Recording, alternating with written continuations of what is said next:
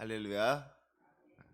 이 새벽에 우리 주님 전에 나오신 모든 여러분들을 주님의 이름으로 환영하고 축복합니다. 우리 주님의 사랑과 은총이 우리 가운데 함께 하시기를 주님의 이름으로 축원합니다. 오늘 우리가 읽은 이 시편 133편의 말씀은 많은 성도님들이 잘 알고 있는 말씀이고 또 많이들 좋아하시는 그런 말씀이기도 합니다. 우리 1절 말씀 다시 한번 읽어볼까요? 1절 시작. 보라, 형제가 연합하여 동거함이 어찌 그리 선하고 아름다운고. 아멘. 형제가 연합하여 동거하는 것, 서로 간에 다투지 않고 같이 함께 어울려서 살아가는 것, 그 모습이 너무나도 선하고 또 아름답다는 거예요. 저도 이제 아이를 둘 키우는 입장에서 둘이서 사이좋게 지내는 모습을 보면은 참 좋습니다. 때로는 이것들이 이제 같이 놀다가 신이 나서는 막 떠들 때가 있어요. 자기들끼리 놀다가 뭐가 그렇게 좋은지 막 웃고 떠드는데 아주 귀가 아플 정도로 그렇게 시끄러울 때가 있습니다. 그래서 저는 집에서 좀 조용히 쉬고 싶은데 애들이 그렇게 시끄럽게 굴면은 솔직한 마음으로 솔직한 마음으로 조금은 짜증이 나기도 해요. 근데 그러면 이제 가서 너무 시끄러우니까 좀 조용히 좀 하라고, 제발 좀 조용히 좀 하라고 애들을 혼을 내면서도, 그러면서도 뭐 애들이 그렇게 사이좋게 지내는 모습을 보면은 기분이 좋고 마음이 뿌듯하고 그런 겁니다. 그런데 또 어떤 날에는 시끄럽기는 시끄러운데 애들이 싸우면서 시끄러울 때가 있어요. 지들끼리 잘 놀다가도 어느새 갑자기 막 싸우기 시작하는데 별것도 아닌 걸 가지고서는 막 싸우고 막 소리를 지르고 그러는 모습을 보면은 서로 사이가 좋아서 신이 나서 시끄러울 때보다 훨씬 짜증이 나고 훨씬 화가 나고 속이 상하고 그러는 것을 볼 때가 있습니다. 서로 사랑하고 도와주고 아껴줘야 할 이 형제들이 서로 다투고 싸운다는 것, 얼마나 안타까운 일이에요. 부모 된 입장에서 그런 모습을 바라보면은 너무나도 마음이 아픈 것이죠. 그런데 생각해보면 우리 하나님 어떤 분이세요? 우리 하나님, 우리의 하늘 아버지시잖아요. 우리 모두가 우리 주님께는 자녀인 건데 우리가 서로 화목하게 지내는 모습을 보면은 우리 하나님께서 참 기뻐하시고, 또 우리가 불화하고 있는 모습, 우리가 서로 다투고 있는 모습 보면은 우리 하나님께서 참 속상해 하시겠다 하는 생각을 하게 됩니다. 한 율법사가 예수님을 찾아와서는 율법 중에서 어느 계명이 가장 크냐고 물어봤을 때 예수님께서 뭐라고 대답하셨어요?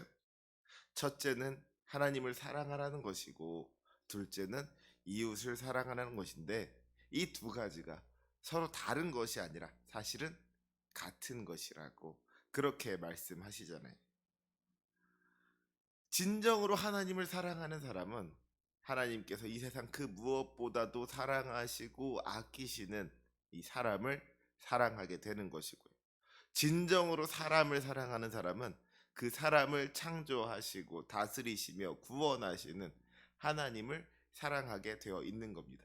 이게 다 이어져 있다는 거예요. 그래서 우리가 하나님을 사랑하는 가장 좋은 방법은 이 사람을 사랑하는 것이고요. 사람을 사랑하는 가장 좋은 방법은 또 우리 하나님을 사랑하는 것인 줄로 믿습니다. 마태복음 25장 40절의 말씀을 보면은요, 우리가 형제 중에 지극히 작은 자 하나에게 한 것을 주님께 한 것으로 여기신다고 그렇게 말씀하십니다. 우리가 배고픈 사람에게 먹을 것을 주고 목마른 자를 마시게 하고 나그네를 영접하고 헐벗은 자에게 옷을 입히면 그 모든 것을 우리 주님께 한 것으로 여기신다는 거예요. 우리가 우리 주님을 사랑하는, 우리가 이웃을 사랑하는 것을 우리 주님께서 기뻐하신다는 것이죠. 그러면 반대로 우리 주님께서 싫어하시는 일은 뭐겠어요? 사람을 사랑하지 않는 것, 사람을 미워하고 사람을 증오하고 그런 것들을 우리 주님께서 너무나도 싫어하시겠죠. 우리가 서로 간에 미워하고 다투고 원망하고 증오하면서 살아가면은 그것을 보시는 우리 주님께서 속상해 하시고 마음이 아파하시고 안타까워 하신다는 겁니다. 마태복음 5장 23절과 24절을 보면은요, 예수님께서 이런 말씀을 하세요. 예물을 제단에 드리려다가 거기서 내 형제에게 원망 들을 만한 일이 있는 것이 생각나거든 예물을 제단 앞에 두고 먼저 가서 형제와 화목하고 그 후에 와서 예물을 드리라. 무슨 말이에요? 예물을 제단에 드리는 것보다도 형제와 화목하는 것이 더 중요하다는 겁니다. 형제와 다투고서 화목하지 못하고 그 마음에 미움이 남아있는 상태로 드리는 예물, 그 예물 우리 주님께서 기쁘게 받으실 수가 없는 것이죠. 아무리 좋은 것, 아무리 귀하고 값진 예물을 드린다고 할지라도 그 예물을 우리 주님께서 기뻐 받으실 수가 없는 겁니다. 그러니까 주님께서 말씀하시는 거예요. 나는 그 예물 안 받아도 되니까 일단 먼저 가서 화해해라. 내 형제와 화목해라. 예물을 드리는 건 그 다음 문제고 너희가 서로 화해하는 것, 너희가 서로 사랑하는 것이 나에게는 더 중요하다. 이것이 우리 주님의 마음이라는 것이죠. 주님께서는 우리가 서로 사랑하기를 원하시는 줄로 믿습니다. 그 간절한 우리 주님의 소원을 이루어 드릴 수 있는 저와 여러분이 되시기를 주님의 이름으로 부탁드립니다. 물론 그렇게 서로 사랑하면서 살아간다는 것이 참 쉽지는 않은 것 같아요. 형제와 형제 간에 서로 사랑하면서 우애 있게 살아가는 것이 좋다는 것을 누구나 이 머리로는 알고 있지만 막상 인생을 살아가다 보니까 그게 잘 안 된다는 거예요. 형제 간의 관계가 틀어져 가지고 아주 그냥 원수같이 지내는 사람한테 한번 물어보세요. 형제끼리 다투고 사니까 좋으냐고. 당신 자식들도 당신처럼 형제간에 그렇게 싸우고 지냈으면 좋겠냐고 그렇게 물어본다면은 그거 좋다는 사람은 아무도 없을 겁니다.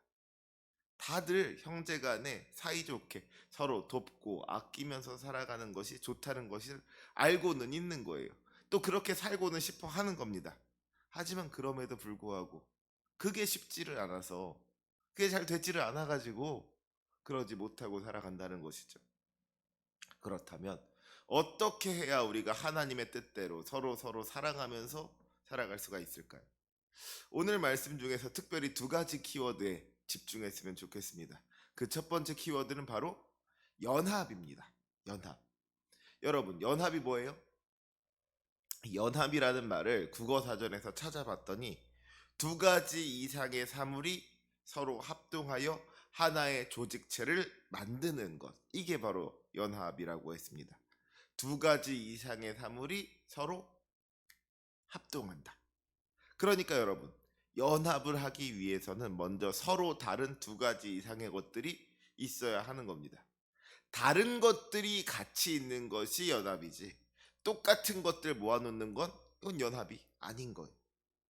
그러니까 온전한 연합을 이루기 위해서는 먼저 서로의 다름을 인정할 수가 있어야 합니다.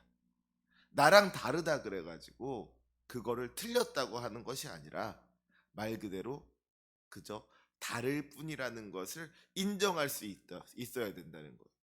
서로 간의 다른 모습을 발견했을 때 너는 왜 그러냐고, 너는 왜 나랑 같지 않냐고 상대방을 비난하는 것이 아니라 저 사람은 저렇구나, 저 사람은 나랑은 좀 다르구나 인정하는 것으로부터 이 연합이 시작될 수가 있다는 것이죠. 사도 바울은 성경의 많은 부분을 통하여서 성도들의 모임인 이 교회를 그리스도의 몸에 비유하고 있습니다. 그러면서 한 몸 안에 많은 지체가 있는 것처럼 교회가 주님의 몸으로서의 사명을 잘 감당하기 위해서는 어떤 사람은 손의 역할을 감당하고 어떤 사람은 발의 역할을 감당하고 어떤 사람은 눈의 역할, 어떤 사람은 귀의 역할, 어떤 사람은 입의 역할, 서로 간에 각자가 자기에게 주어진 역할을 감당할 수가 있어야 된다고 이야기를 하는 것이죠. 그러면서 고린도전서 12장 25절부터 27절까지의 말씀을 보면 이렇게 이야기합니다. 몸 가운데서 분쟁이 없고 오직 여러 지체가 서로 같이 돌보게 하셨느니라. 만일 한 지체가 고통을 받으면 모든 지체가 함께 고통을 받고 한 지체가 영광을 얻으면 모든 지체가 함께 즐거워하느니라. 너희는 그리스도의 몸이요 지체의 각 부분이라. 에베소서 4장 11절의 말씀도 마찬가지죠. 주님께서 우리를 부르시는데 어떤 사람은 사도로, 어떤 사람은 선지자로, 어떤 사람은 복음 전하는 자로, 어떤 사람은 목사와 교사로 삼으셨다는 것. 주님께서 우리를 부르실 때 다 똑같은 모습으로 부르시지 않으셨다는 겁니다. 왜 그래요? 이처럼 주님께서 우리를 부르실 때 저마다 다른 모습으로 부르신 것은 각자에게 주어진 사명이 다르기 때문인 줄로 믿습니다. 그렇기 때문에 서로에게 주어진 사명의 자리에서 우리가 서로가 서로를 인정해주고 존중해주면서 때로는 또 서로 조금씩 양보하기도 하면서 그렇게 각자에게 주어진 사명을 잘 감당하면 각자에게 주어진 사명의 자리에서 충성하면 우리를 통하여 우리 하나님의 크신 영광이 나타나게 되는 줄로 믿습니다. 이렇게 서로의 다름을 통하여서 하나님의 영광을 나타내는 것이 우리 주님께서 원하시는 일이고 또 우리 주님께서 기뻐하시는 일인 줄로 믿습니다. 바라기는 우리 교회를 통하여서 우리 하나님께서 기뻐하시는 아름다운 성도의 연합이 나타날 수 있기를 원합니다. 서로가 서로의 다름을 인정하면서 또 서로가 서로의 부족함을 채워주면서 함께 하나님의 영광을 이루기 위하여서 힘을 합치는 그 아름다운 믿음의 연합을 이룰 때에 모든 것이 합력하여 선을 이루게 하시는 우리 하나님의 크신 역사가 나타나게 될 것을 믿습니다. 그 은혜를 경험하는 저 여러분이 되시기를 주님의 이름으로 축원합니다. 두 번째 키워드는 바로 동거입니다. 동거. 여러분, 동거가 뭐예요? 같이 사는 거죠. 같이 사는 거. 우리 옛 속담을 보면은 멀리 있는 친척보다 가까이 사는 이웃이 낫다는 말이 있어요. 멀리 살면서 정말 뭐 1년에 한두 번 명절 때마다 겨우겨우 얼굴 볼까 말까 한 그런 친척들보다 가까이 살면서 오면서 가면서 인사하고 정을 나누는 이웃들이 더 낫다는 말이죠. 그래서 나온 말이 이웃사촌이라는 말이잖아요. 그런데 요즘은 이 속담이 잘 맞지가 않는 것 같아요. 우리가 도시에 살다 보니까 특별히 다들 막 아파트 살다 보니까 앞집에 누가 사는지 옆집에 누가 사는지 윗집 아랫집에 누가 사는지 모르고 살아갈 때가 더 많다는 것이죠. 특별히 뭐 윗집 아랫집 같은 경우에는 막 층간소음 같은 문제 때문에 이웃이 아니라 원수처럼 살아갈 때가 얼마나 많은지 모릅니다. 같은 동네 산다고 해가지고 친해질 수 있는 시대가 아니라는 거예요. 그래서 멀리 있는 친척보다 가까이 있는 이웃이 낫다는 말이 이제는 좀 의미를 잃어버린 것 같아요. 그런데 이 말을 조금만 바꾸면 이 말이 오늘날에도 여전히 적용될 수 있는 말인 것 같습니다. 멀리 있는 친척보다 우리 교회 성도님들이 낫다. 그렇죠? 멀리 있는 친척보다 우리 교회 성도님들이 낫다. 같은 교회를 섬기면서 늘 같이 예배하는 우리 교회 성도님들, 서로의 기도 제목을 나누고 서로를 위하여 중보하며 기도할 수 있는 이 믿음의 동역자들이 우리 곁에 있다는 것이 얼마나 귀하고 또 감사한 일인지 모릅니다. 늘 옆에 앉아서 기도하던 우리 권사님이 어느 날 안 보이면은 혹시 우리 권사님 어디 아프신가? 어디 뭐 불편하신가? 걱정이 되기도 해서 전화를 할 수도 있는 것이고요. 또 기쁜 일이나 슬픈 일이 있으면 함께 나눌 수도 있는 것이 그게 우리 교회 성도님들인 거잖아요. 그렇게 생각하면 정말로 가끔 보는 친척들보다 우리 교회 성도님들, 우리 믿음의 가족들이 훨씬 낫지 않겠습니까?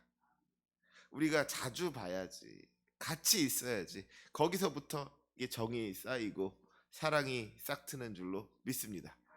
그런 면에서 보면은 일주일에 한 번 보는 분들보다 이렇게 매일 새벽마다 얼굴 보는 분들 참 많이 정이 쌓이고 서로 간에 사랑할 수 있게 될 줄로 믿습니다. 그래서 이 성도의 교제라는 것이 얼마나 중요한지 몰라요. 어떤 분들은요, 이 교회를 오래 다녔어도 교회 안에 아는 분들이 별로 없는 분들이 있어요. 이 늘 하나님만 바라보면서 신앙생활을 하느라 그랬는지 우리 성도님들 간에는 좀 교제가 없어가지고는 교회를 오래 다녀서 자주 봤다 보니까 얼굴은 익숙한데 이분이 어떤 분인지 이름이 뭔지 뭐 하는 분인지 서로 간에 이렇게 잘 모르는 분들이 있다는 것이죠. 그렇게 이게 다른 성도님들이랑 교제하지 않고 신앙생활하는 것이 이게 꼭 나쁘다고는 할 수 없겠지만 사실은 그러면 그것이 우리가 누릴 수 있는 큰 축복을 놓치고 있는 것이다 하는 것을 아셔야 합니다. 신앙생활에 있어 가지고 하나님과 나와의 1대1의 인격적인 관계가 가장 중요한 것은 맞아요. 누가 내 믿음 대신 믿어줄 수 있는 거 아니잖아요.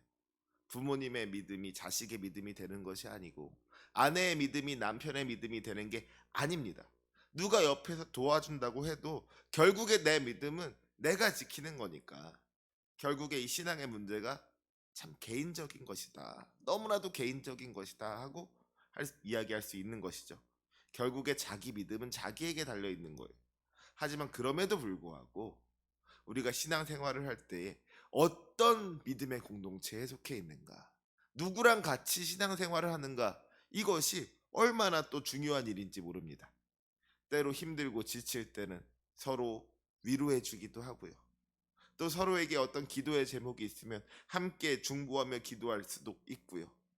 서로 끌어주기도 하고 밀어주기도 하고 그렇게 같이 하는 게 이 신앙생활이라는 것이죠. 그래서 마태복음 18장 20절을 보면은 예수님께서 이렇게 말씀하시잖아요. 두세 사람이 내 이름으로 모인 곳에는 나도 그들 중에 있느니라. 우리들 한 사람 한 사람을 찾아오셔서 만나주시는 주님의 은혜도 분명히 있지만 우리의 모임 중에 임하셔서 우리 가운데 은혜 베푸시는 주님의 은혜가 반드시 있다는 겁니다. 그러니까 혼자서도 주님을 만나고 또 우리의 모임 중에서도 주님을 만나고 두 배로 주님을 만날 수 있는 것을 혼자서만 신앙생활하는 것은 절반만 누리고 있는 거예요. 신앙생활을 하면서 누릴 수 있는 풍성한 은혜, 풍성한 기쁨을 반만 누리고 있는 겁니다. 신앙생활을 해보신 분들은 다 경험해 보셨을 거예요. 나 혼자서 기도하려고 하면은 때로 기도가 막힐 때가 있습니다. 기도가 잘 나오지 않을 때가 있는 거예요. 그런데 우리 성도님들이랑 같이 함께 기도하면 옆에서 다른 사람들 기도하는 소리를 들으면 이게 기도가 더 잘 되는 것이죠. 당장에 지금 우리가 2023년 새해를 맞이하면서 지난주와 이번 주 두 주에 걸쳐서 신년 기도회로 저녁마다 모이고 있잖아요. 저녁마다 많은 성도님들이 함께 모여서 이 중성전을 가득 채우고 뜨겁게 기도하면서 간구하는데 얼마나 많이 은혜가 되는지 모릅니다.